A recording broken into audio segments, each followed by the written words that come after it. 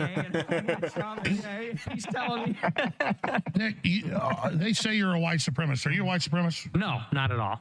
Well, spend some time on that. He doesn't believe he is a white supremacist. He doesn't believe he's a white supremacist because he's a separatist. So in his mind, and this is actually true of a certain brand of white supremacy. There's a certain type of white supremacist who thinks that whites should just go wipe everyone out and rule the world.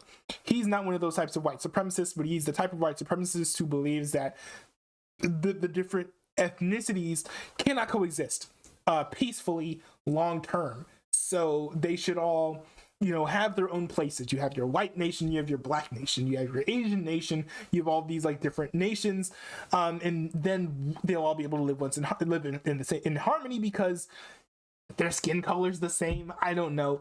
That's the camp where he's in. So he's like a separatist. I describe them as white supremacist separatists. Versus the other kind, the former, which I just refer to as just typical white supremacists because you don't need to explain it any further. And he does also believe in the whole IQ stuff. Ruslan, hold up. I'm actually going to drop the link into the Discord to this. Ruslan broke down Nick Fuentes' full anti-Semitic beliefs really well. He's one of my favorite YouTube content creators. He's actually a Christian. So, yeah, it's a great video. Christian perspective, go check it out. I'm gonna go look that up and I'm gonna throw that into the chat. I'm a Catholic. I'm Christian, and so I believe that I know that sounds white supremacist right there, but it's not. Go ahead. Yeah. Well, I believe that we're all children of God, and so I think that black, white, red, brown, whatever, we're all siblings in a certain sense because we're created by God. I do though believe that there are races. There are black people. There are white people. There are Hispanics. And these differences mean something to people. They mean things to each other. That doesn't mean that we can't get along. That doesn't mean. But the left's saying it's bad to even have a culture. They're saying none of us can say I'm this or I'm that.